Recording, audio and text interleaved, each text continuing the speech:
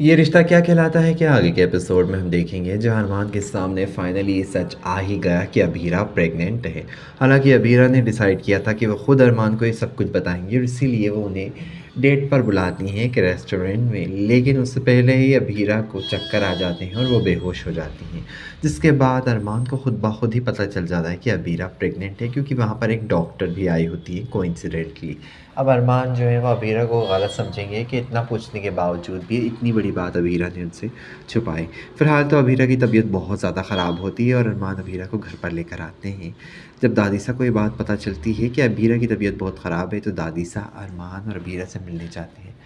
अरमान कहते हैं, मैंने आपसे कहा था ना दादीसा कि अबीरा मुझसे कुछ छुपा रही है। वो ये बात मुझसे छुपा रही थी कि वो प्रेग्नेंट है। ये बात सुनकर दादीसा जो है वो चौंक जाती हैं और वो विश्वास नहीं कर पाती हैं। दादीसा अबीरा की हेल्थ को लेकर बहुत ज़्यादा परेशान तो होती हैं, फ़िक्रमंद तो होती हैं, लेकिन साथ ही साथ में बहुत ज़्यादा खुश भी होती हैं, क्योंकि दादीसा का सपना था अरमान और अबीरा के बच्चे को देखने का। और दादीसा सोचती हैं कि फ़ाइनली पौद्दार परिवार को बड़े बेटे का बच्चा मिलेगा, यानी कि इस घर का वारिस। फ़िलहाल दादीसा जो है वो अरमान को बाहर भेजेंगी और कहेंगी हमें अबीरा से कुछ बात करनी है। अबीरा जो है वो दादीसा से कहेंगी, मैं जानती हूँ दादीसा आप भी मुझे डाँटने वाली हैं। दादीसा कहती नहीं, मैं तुम्हें डाँटने वाली नहीं हूँ अबीरा, लेकिन जाने-अनजाने में तुमने अरमान का बहुत ज़्यादा दिल दुखाया है और अब उसे मनाना भी तुम्हारी ही ज़िम्मेदारी होगी।